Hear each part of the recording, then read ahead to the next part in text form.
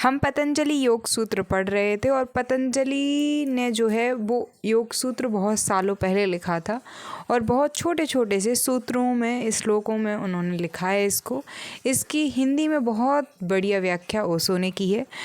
तो ओशो कहते हैं कि ओशो नहीं, जो पतंजलि हैं उनके श्लोक का वो लेते हुए ओशो समझाते हैं कि मोह दुख है, लेकिन बिल्कुल शुरू से ही बच्चे को मोह की बात सिखा दी जाती है। माँ अपने बच्चे से कहेगी मुझे प्रेम करो, मैं तुम्हारी माँ हूँ, और पिता कहेगा मुझे प्रेम करो, मैं तुम्हारा पिता हूँ। जैसे कि कोई अपने आप ही प्रिय हो जाना चाहता है, बस पिता या माँ होने द्वारा ही। केवल माँ होना बहुत अर्थ नहीं रखता, या केवल पिता होना बहुत महत्व नहीं रखता। पिता होना एक बड़े अनुशासन में से गुजरना है, प्रीतिकर होना पड़ता है। और माँ होना बच्चे पैदा करना मात्र नहीं है। माँ होने का अर्थ है एक बड़ा प्रशिक्षण, बड़ा आंतरिक अनुशासन। स्वयं को प्रीतिकार होना पड़ता है। यदि माँ प्रीतिकार होती है तो बच्चा बिना किसी मोह के प्रेम करेगा। जब कभी वह किसी ऐसे को पाएगा जो प्यारा है, वह प्रेम करेगा। लेकिन माताएं प्रीतिकर नहीं होती, पिता प्रीतिकर नहीं होते। उन्होंने कभी उस शैली में सोचा ही नहीं कि प्रेम एक आंतरिक गुण है। तुम्हें उसे निर्मित करना पड़ता है, तुम्हें वह हो जाना होता है, तुम्हें विकसित होना होता है।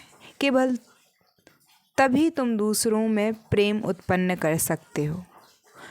प्रेम का दावा नहीं किया जा सकता, और यदि तुम इसका दावा करते हो तो वह मोह बन सकता है, लेकिन प्रेम नहीं। तब बच्चा माँ को प्रेम करेगा तो सिर्फ इसलिए क्योंकि वह उसकी माँ है। माँ या पिता ध्येय बन जाते हैं, लेकिन ये संबंध है, प्रेम नहीं।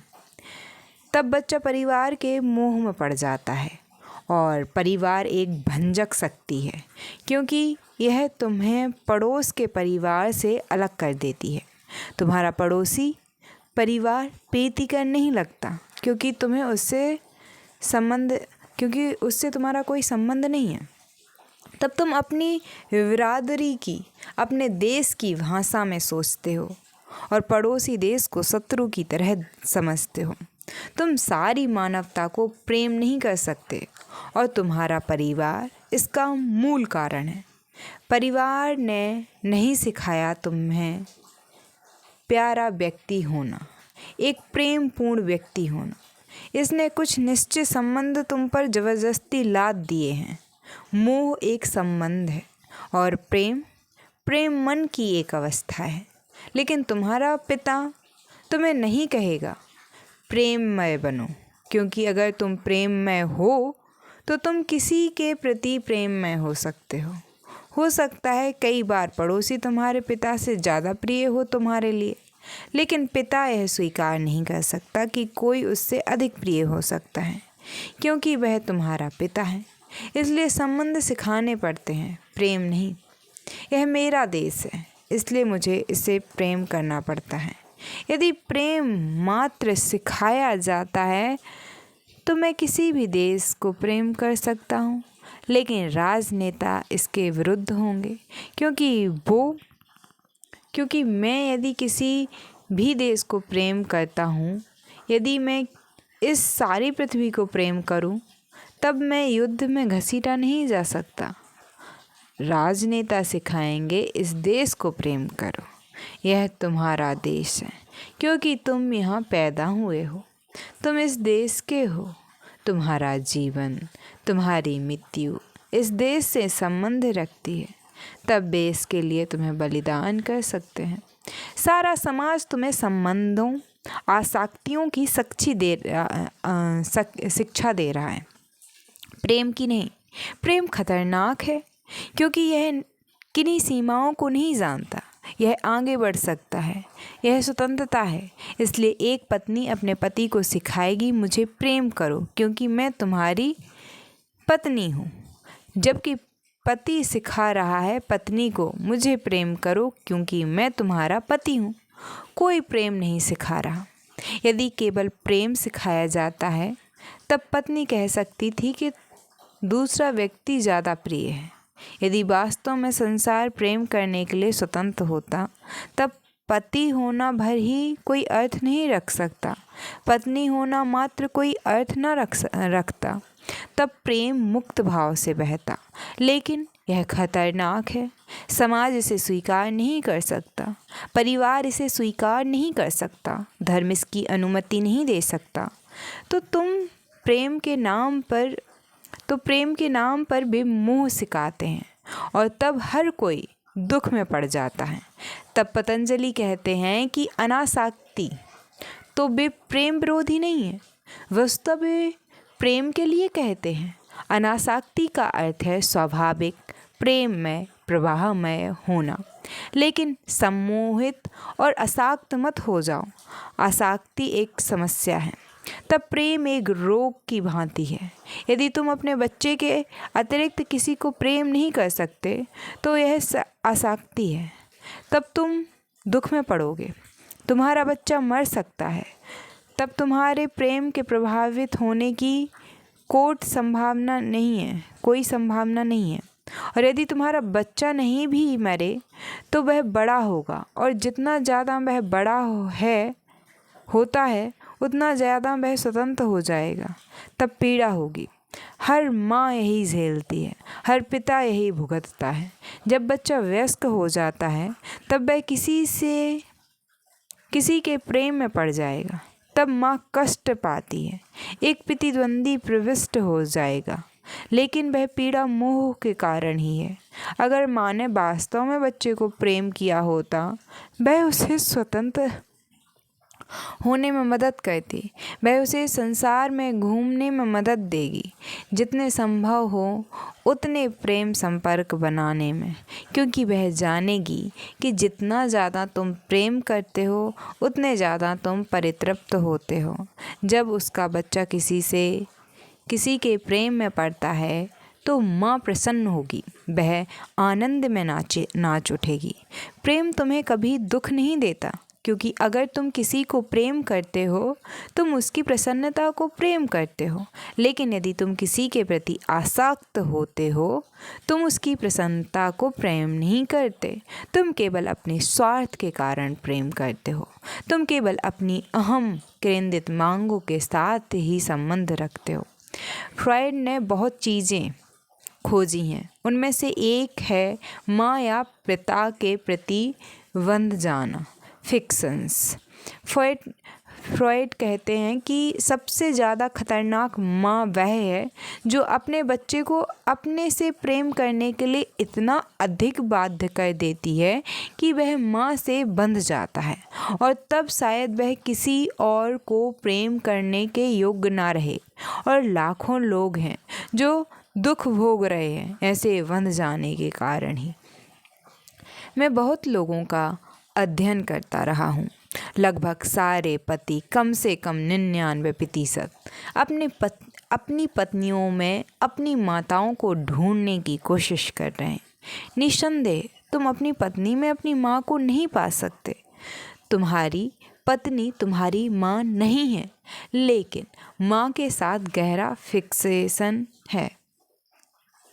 तब पति असंतुष्ट हो जाता है पत्नी के साथ, क्योंकि वह उसका ध्यान माँ की भांति नहीं रख रही, और पत्नी अपने पति में अपने पिता की खोज कर रही है। कोई पति उसका पिता नहीं हो सकता, लेकिन यदि वह उसकी पितानुमा देखभाल के साथ संतुष्ट नहीं होती तब वह अपने पति के साथ असंतुष्ट हो जाती है। ये फिक्सेशन है। पतंजलि की भाषा में वे उन्हें मोह कहते हैं, फ्रॉयड उन्हें फिक्सेशन कहता है। शब्द भिन्न होते हैं लेकिन अर्थ वही है। जड़ मत हो जाओ, प्रवाहमय बनो, प्रवाहमान रहो। अनासक्ति का अर्थ है तुम जड़ फिक्स नहीं हुए हो। बर्फ के टुकड़ों की भांति मत हो जाना, पानी की भांति हो जाओ, बहते हुए, जमे हुए ना होना। हर मुंह जमी हुई चीज़ बन जाता है मुर्दा। वह जीवन के साथ आंदोलित नहीं हो रहा होता, वह एक निरंतर गतिमान प्रति संवेदन नहीं होता। वह क्षण प्रति क्षण जीवंत नहीं होता, वह जड़ होता है। तुम किसी व्यक्ति को प्रेम करते हो, यदि वह वास्तव में प्रेम है, तब तुम भविष्य की नहीं बता सकते कि अगले क्षण क्या घटित होने वाला है। भविष्यवाणी असंभव होती है, क्योंकि मनोदशाएं मौसम की भांति बदलती हैं। तुम नहीं कह सकते कि अगले क्षण तुम्हारा प्रेमी भी तुम्हारे प्रति प्रेमपूर्ण होगा। हो सकता है अगले क्षण वह प्रेमपूर्ण अनुभव ना कर रहा हो। तुम यह आशा नहीं रख सकते। यदि वह अगले क्षण भी तुमसे प्रेम करता है तो यह अच्छा है, तुम कृतज्ञ हो। लेकिन यदि वह अगले क्षण तुम्हें प्रेम नहीं कर रहा है तो कुछ नहीं किया जा सकता। तुम असहाय हो। तुम्हें इस तथ्य को स्वीकार करना पड़ता है कि वह वैसी मनोदशा में नहीं है। रोने धोने की कोई बात नहीं है, बस वह प्रेम के भाव में नहीं है। तुम स्थिति को स्वीकार कर लेते हो। तुम प्रेमी को ढोंग रचने के लिए विवश नहीं करते, क्योंकि आडंबर खतरनाक होता है। यदि मैं तुम्हारे प्रति प्रेमपूर्ण अनुभव करूं, तो मैं कहता हूं मैं तुमसे प्रेम करता हूं, लेकिन अगले ही पल मैं कह सकता हूं नहीं, इस क्षण में कोई प्रेम अनुभव नहीं करता। केवल दो संभावनाएं हैं, या तो तुम मेरी प्रेमपूर्ण मनोदशा स्वीकार कर लो, या तुम मुझे विवश कर दो यह दिखाने को कि मैं तुम्हें प्रेम करता हूँ, चाहे मैं प्रेम अनुभव कर रहा हूँ या नहीं। यदि तुम विवश करते हो तो मैं झूठ बन जाता हूँ और संबंध एक दिखावा बन जाता है, एक पाखंड। तब हम एक दूसरे के प्रति सच्चे नहीं होते। और वे दो व्यक्ति जो एक दूसरे के प्रति सच्चे नहीं, प्रेम में किस तरह पड़ सकते हैं? उनका संबंध एक जड़ निर्धारण फिक्सेशन बन जाएगा। पत्नी और पति जड़ होते हैं, मुर्दा होते हैं। हर चीज़ निश्चित है। वे एक दूसरे के प्रति ऐसा व्यवहार करते हैं जैसे दूसरा कोई वस्तु हो। जब तुम घर लौटते हो तो तुम्हारा फर्नीचर वही होता है, क्योंकि फर्नीचर मुर्दा होता है। तुम्हारा घर वही है, क्योंकि घर मुर्दा है। लेकिन तुम अपनी पत्नी से वही होने की आशा नहीं रखते। वह जीवंत है, एक व्यक्ति है।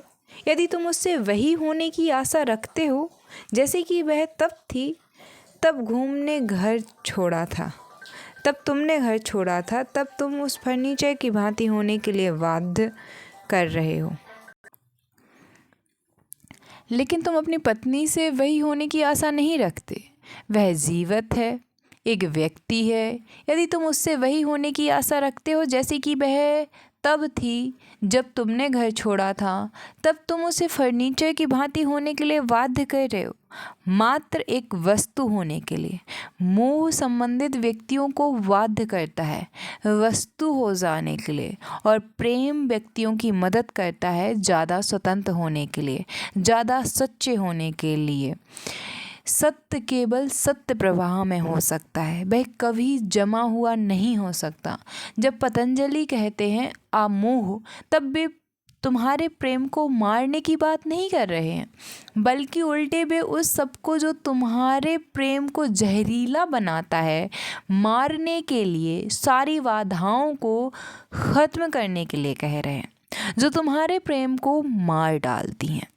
उन सारी वस्तुओं को नष्ट करने के लिए कह रहे हैं। केवल एक योगी प्रेमपूर्ण हो सकता है। सांसारिक व्यक्ति प्रेमपूर्ण नहीं हो सकता, वह केवल आसक्त हो सकता है। इसे ध्यान में रखना। मोह का अर्थ है जड़ हो जाना। तुम किसी नई चीज़ को स्वीकार नहीं कर सकते, केवल अतीत को करते हो। तुम वर्तमान को नहीं आने दे सकते। किसी चीज़ को बदलने के लिए तुम भविष्य को आने नहीं देते। लेकिन जीवन एक परिवर्तन है, केवल मृत्यु अपरिवर्तनशील है। यदि तुम अनासक्त हो तो पल दर पल तुम आगे बढ़ते हो, बगैर किसी जड़ता के। हर क्षण जिंदगी तुम्हारे लिए नई खुशियाँ लाएगी, नए दुख लाएगी। अंधेरी रातें होंगी, और उजले दिवस होंगे, लेकिन तुम खुले होते हो, तुम जड़ मना नहीं होते, तुम जड़ नहीं होते, और तब तुम्हारा जड़ हुआ मन नहीं होता, तो कोई दुखद स्थिति भी तुम्हें दुख नहीं दे सकती, क्योंकि उससे तुलना करने के लिए तुम्हारे पास कोई चीज़ नहीं है। तुम किसी और चीज़ की अपेक्षा नहीं कर रहे हो, इसलिए तुम निराश नहीं हो सकते। तुम मांगों के कारण विफल हो जाते हो। उदाहरण के लिए तुम सोचते हो कि जब तुम घर लौटो तो तुम्हारी पत्नी बाहर ही तुम्हारा स्वागत के लिए खड़ी हुई होगी। यदि वह तुम्हारे स्वागत के लिए बाहर खड़ी नहीं होती तो इसे तुम स्वीकार नहीं कर सकते। यह बात तुम्हें हताशा और दुख देती है। तुम मांग करते हो और तुम्हारी मांग के द्वारा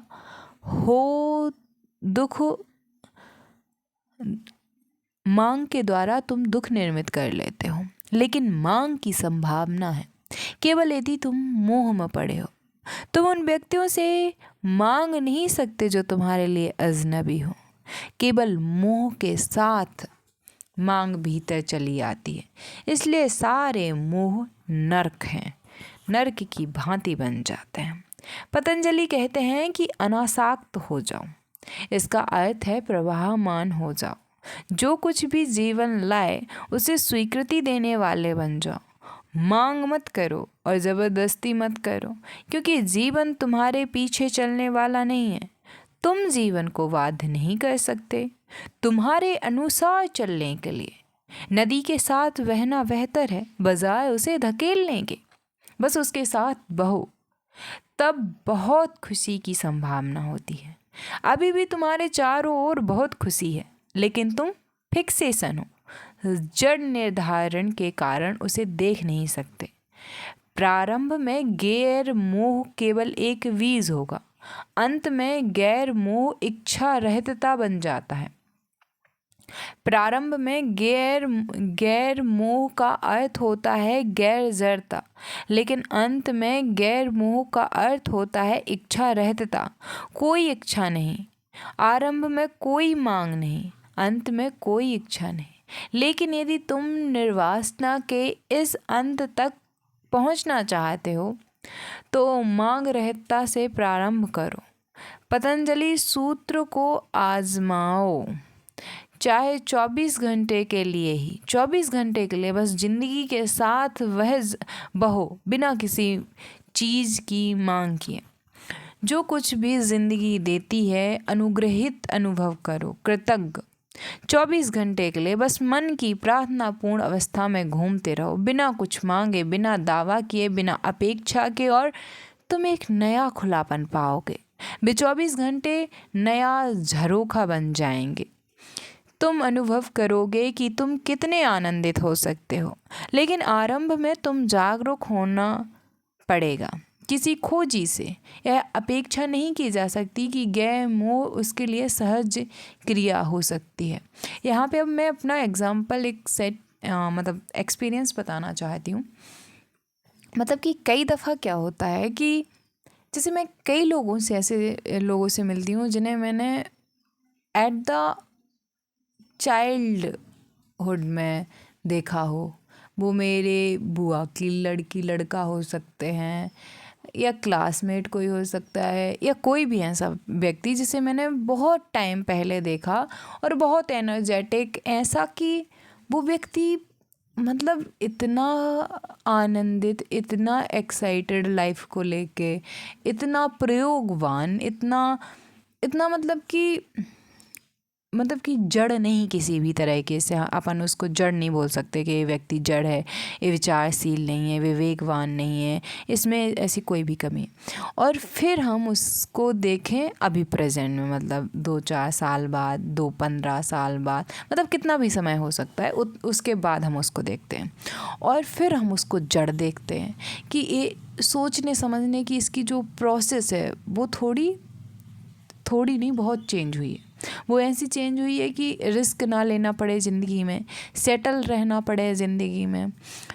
तो यहाँ पे अगर हम उस व्यक्ति को, चाहे लड़की हो, लड़का हो, हमारे सर हों जो 30 साल के थे हमें मिले हों और अब वो 50 साल के हो गए हों और अब वो रिस्क लेने वाले नहीं बने हैं, तो हमें बहुत अचंभित होगा, फील होगा ना।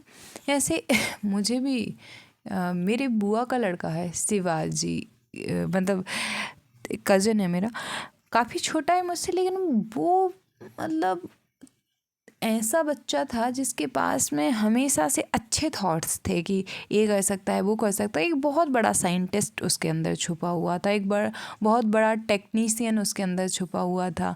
एट द मतलब कि 6-7 क्लास का था जब वो कोई भी चीज़, टीवी एक बार पूरी खोल के उसको एग्जैक्टली वैसे ही जोड़ दिया, कोई रिमोट गाड़ी आए ऐसे जोड़ दिया।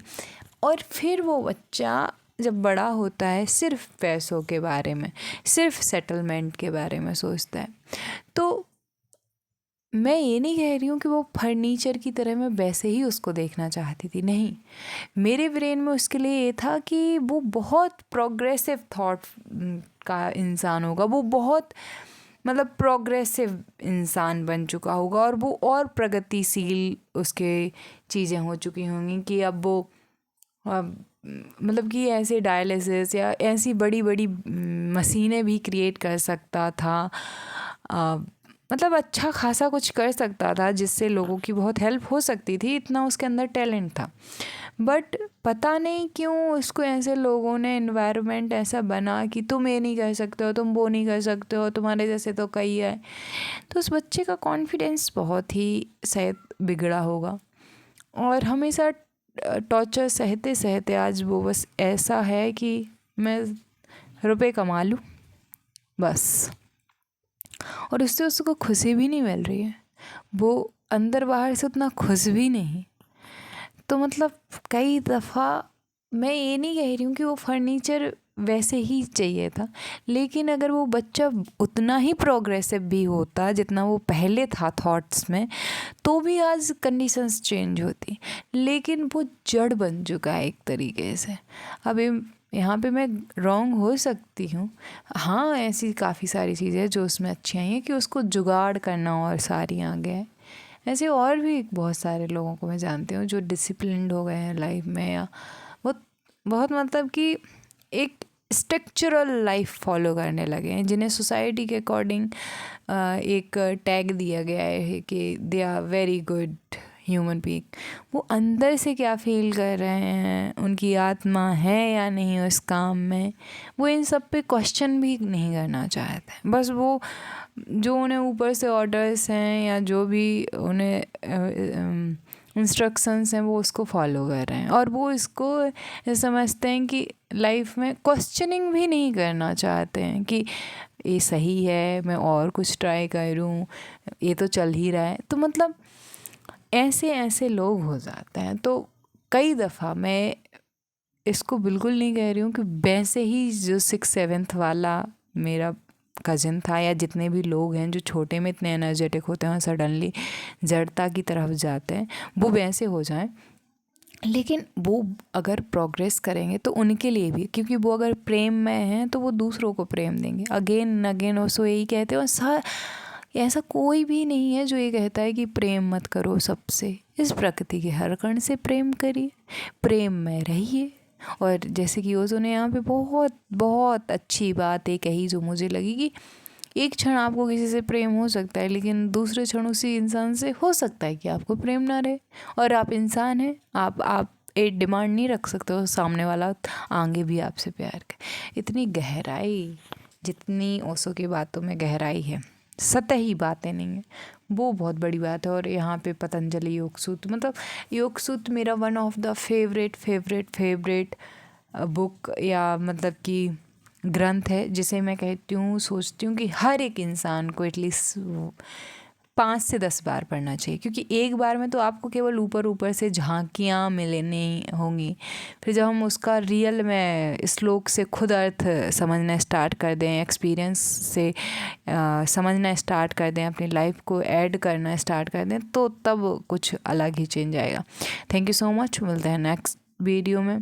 दूसरा सवाल हम उसमें लेंगे, और जो सवाल है वो है नेक्स्ट वीडियो के लिए सवाल क्या है? सवाल है ऐसा क्यों है कि बुद्ध पुरुष स्वयं को केवल एक व्यक्ति को देते हैं, जैसे कि महाकश्यप के विषय में बुद्ध ने किया था। वस्तुतः एक शिष्य द्वारा ज्योति ग्रहण करने की बुद्ध परंपरा 8 पीढ़ियों तक जारी रही। क्या एक समूह के लिए संभव नहीं था उसको पाना? चलिए, बहुत इंटरेस्टिंग क्वेश्चन है एंड आपके इस पे क्या विचार हैं ज़रूर बताइएगा, लेकिन नेक्स्ट वीडियो में हम इसको लेंगे। सो चलिए मिलते हैं नेक्स्ट वीडियो में। धन्यवाद। और प्रेम करिए, खुद से पहले तो करिए और दम से करिए, डूब के कीजिए। फिर जिस इंसान को आप लड़का लड़की के रूप में प्रेम करते हैं उसको खूब प्रेम करिए, प्रकृति के हर कण को खूब प्रेम करिए। फिर आपकी हर सांस में आप प्रेममय हो जाएंगे और आप जो भी करेंगे फिर वो अच्छा ही होगा, क्योंकि आप बुरा कर नहीं पाएंगे, ना अपने साथ ना दूसरों के साथ। और प्रेममय इंसान अच्छा ही रहता है, फिर वो दूसरों का बुरा नहीं कर सकता और ना अपना बुरा कर सकता है। और आपकी सांस सांस में आनंद होता है और मज़े लीजिए। कोई भी इमोशन हो या कुछ भी हो, फ्रीली फ्लो होने दीजिए, फ्लाई होने दीजिए और आगे बढ़िए। धन्यवाद।